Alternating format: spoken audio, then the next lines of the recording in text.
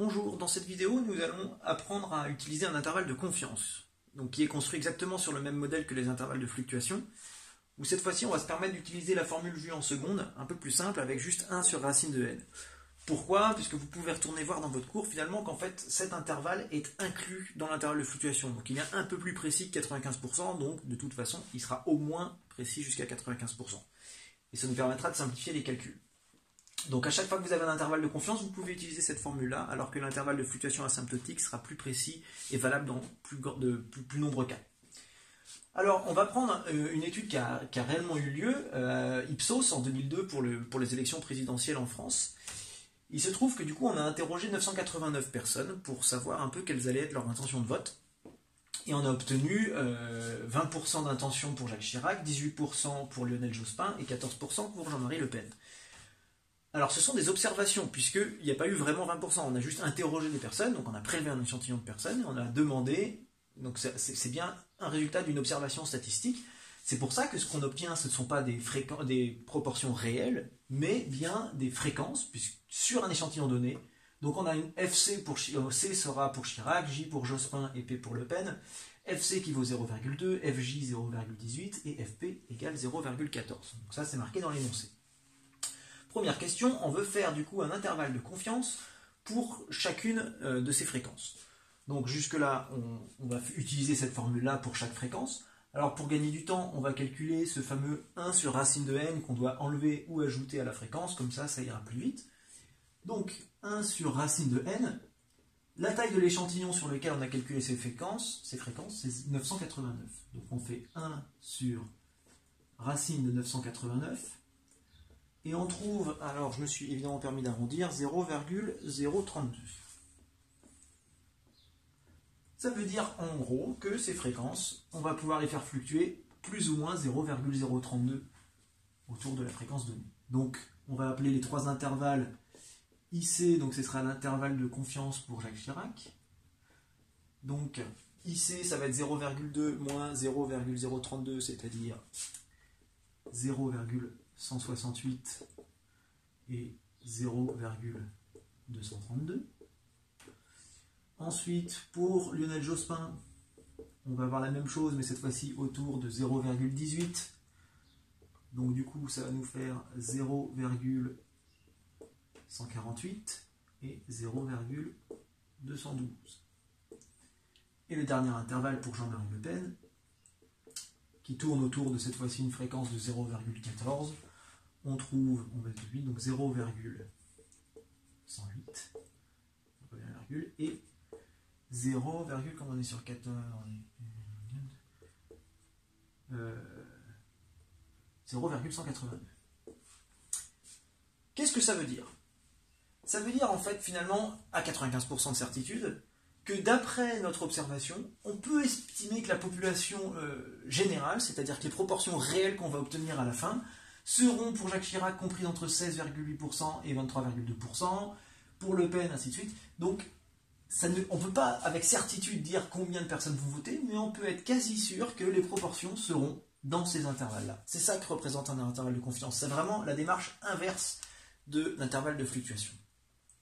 Donc, première question, c'est vérifier si nos fréquences, qui sont donc les proportions réelles qu'on a obtenues après les résultats, appartiennent bien à ces intervalles de confiance, pour voir si on ne s'est pas trop trompé.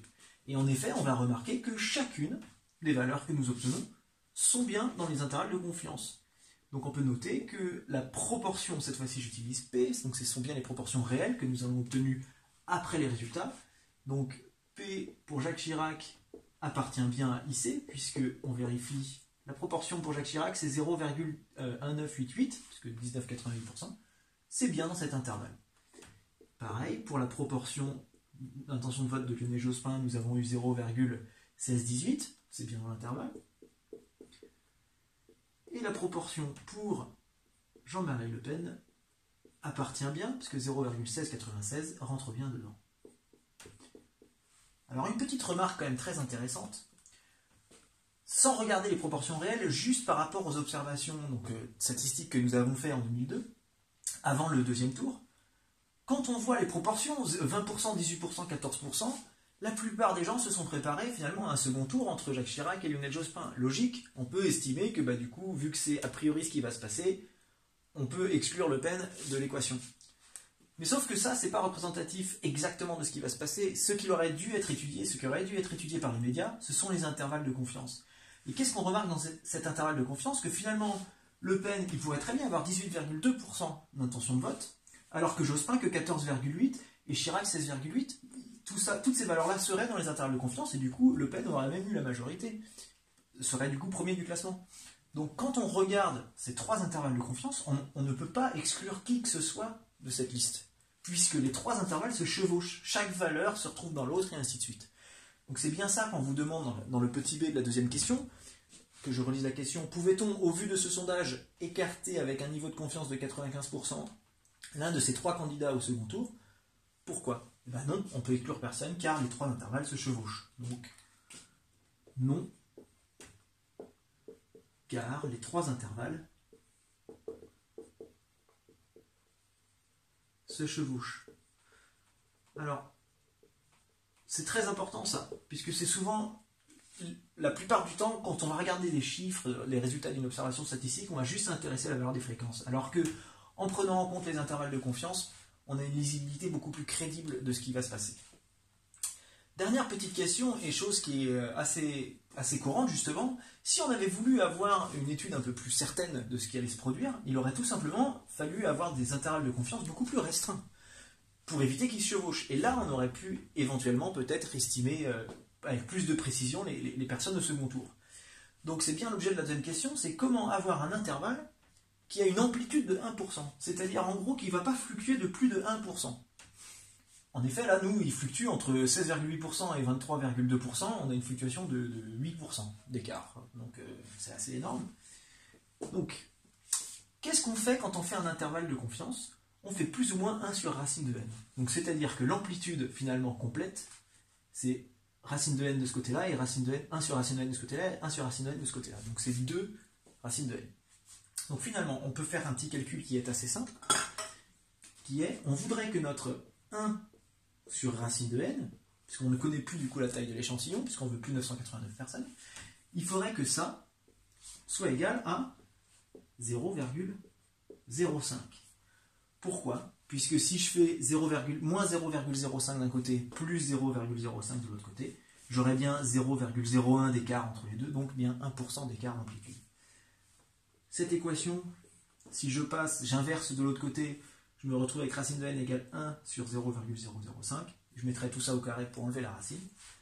Je me retrouve avec n est égal à 1 sur 0,05 au carré. Quand vous faites ça, vous trouvez 40 000.